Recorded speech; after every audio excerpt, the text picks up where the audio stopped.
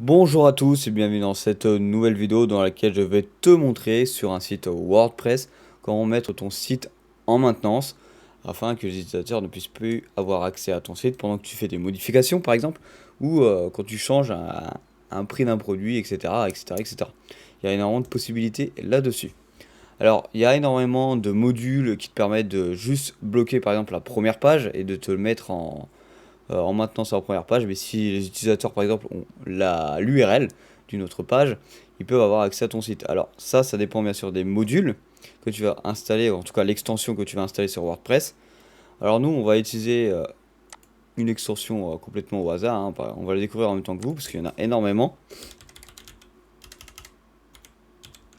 Hop, voilà, tu vas aller dans extension, comme si tu as installé une extension classique sur WordPress. Tu vas taper maintenance et tu peux voir que tu as déjà énormément d'applications de maintenance, hein. Tu peux voir que celle-ci a par exemple été téléchargée plus de 700 000 fois, plus de 900 000 fois. Donc tu vois que tu as le choix parmi bon nombre d'applications. Alors tu peux sélectionner ceux qui sont téléchargés le plus et que ça fonctionne très bien. Par exemple, on va aller dans celle-ci. Voilà, on va voir les captures d'écran. Tu peux voir les possibilités que tu peux avoir. Par exemple, on va aller voir l'autre aussi. De toute façon, ce genre d'application, en tout cas ce genre d'extension, ça va te servir allez, une ou deux fois et après tu vas aller la désinstaller parce que d'avoir ce genre d'extension, ou en tout cas d'autres extensions dans ton back-office sur WordPress, ça ralentit un peu le téléchargement ou en tout cas l'affichage de ton site internet. Bon, allez, on va télécharger celle-ci. Voilà, ça la télécharge et ça l'installe.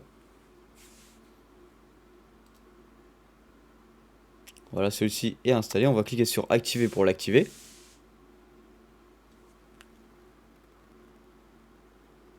Voilà. Tu peux voir qu'ici en bas à gauche, tu as un nouvel onglet qui vient d'apparaître. Et tu peux voir que parmi toutes tes extensions, tu as une application maintenance qui est venue et qui a apparu.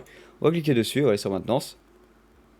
Voilà, et ici il te propose plusieurs possibilités si tu veux avoir les options payantes ou les options gratuites. Voilà, tu vas cliquer un peu partout pour enlever.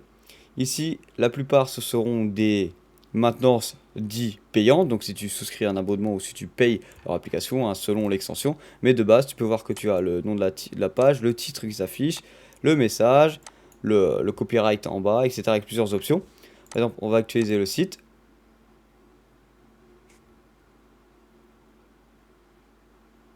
Ah ouais, c'est vrai que vu que je suis connecté, je vais pas voir que je suis en maintenance. Est-ce que j'ai un autre... Voilà, on va aller sur Microsoft Edge. Hop, on s'en fiche. Hop. Voilà, tu peux voir que le site est en maintenance. Alors bien sûr, toi tu ne vas pas le voir comme moi, hein, si tu es connecté avec ton compte WordPress sur ton moteur de recherche, bah, tu vas pas voir que tu es en maintenance, c'est normal vu que tu es connecté à ton WordPress et toi tu y as accès. Tu peux voir que par exemple ici tu as un accès utilisateur si tu veux te connecter directement. Et ça tu peux l'enlever, on va voir ça tout de suite. Voilà. On va retourner ici. Alors pour activer le mode maintenance, celui-ci n'est pas activé, tu vois qu'ici tu as un bouton on, un bouton off, etc. C'est vraiment très simple d'utilisation, tu peux sauvegarder ici. Hop, moi je vais traduire la page parce que je suis pas bilingue. Donc ici tu as le titre de la page. Le titre de la page, c'est ce qui va s'afficher juste ici, voilà. En dessous, tu as le titre. Le titre, c'est ce qui s'affiche ici. Et ici, tu as le message qui s'affiche par défaut en dessous. Voilà. Ça, tu peux le changer, hein, comme d'habitude. Tu mets le texte que tu veux, tu mets la police, etc., etc., etc.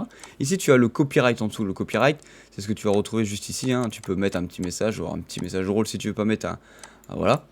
Ici, montrer un peu d'amour. Afficher le petit lien du billet de page pour savoir que les autres que vous utilisez ce module est génial. Bon, ça, c'est si tu veux faire de la pub pour le module, bon, on s'en fout. Ici, afficher le mot formulaire de contact. Bon, ça, c'est si tu as les versions pro, même pour ça et pour ça. Voilà, etc., etc. Ici, tu vas accéder à la connexion frontale. Alors ça, c'est ce que je vous ai montré ici. C'est si tu vas voir la page d'accès pour les autres utilisateurs du site, s'ils veulent se connecter ou non.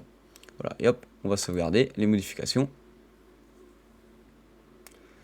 Ici, tu peux modifier bien sûr le référencement. Bon, après une page de maintenance, je ne sais pas si c'est très utile de modifier son référencement. En dessous, quand tu vas descendre, bon, tu vas voir que tu as les thèmes payants. Mais ici, tu as d'autres thèmes que tu peux... En tout cas, le thème que tu as ici pour le modifier. Ici, tu peux activer la compression d'image. Ici, définir la largeur du logo, la hauteur du logo. Ici, si tu veux mettre ton logo, par exemple, nous, on va aller mettre le logo du site internet. Voilà, hop, sélectionné, on le met. Ici, le logo Retina, si tu le souhaites. Là, c'est l'image de fond. L'image de fond, c'est ce que tu as en bac. Par exemple, nous, on va mettre celle-ci. Tu vois que par défaut, c'était une petite montagne. Voilà. Ici, l'image d'arrière-plan en mode portrait. Image de pré-téléchargement de la page, par exemple. Alors, ça va être ça. Tu vois ici que tu as un petit engrenage. Ici, tu veux mettre une petite image derrière. Ici, tu as les couleurs, le fond de couleur, le couleur d'arrière-plan du bloc. Ici, l'écriture par défaut de tout ce que tu as. Appliquer un flou d'arrière-plan. Ici, pour définir le flou d'arrière-plan, nous, on va sauvegarder. Ici, tu as en dessous les paramètres d'accès. Ici, si tu veux mettre ton Google Analytics pour voir s'il y a des gens qui sont quand même venus sur ta page de maintenance, etc. etc. Alors, normalement, chaque utilisateur ne devrait pas avoir accès à d'autres URL du site. On va tester ça. Hop, tu prends notre URL, on va le mettre.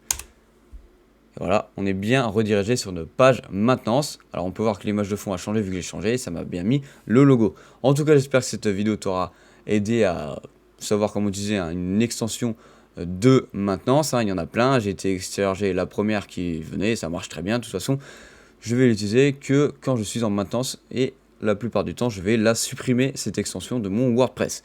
En tout cas, j'espère que cette vidéo t'aura plu. N'hésite pas à t'abonner, à liker. Allez,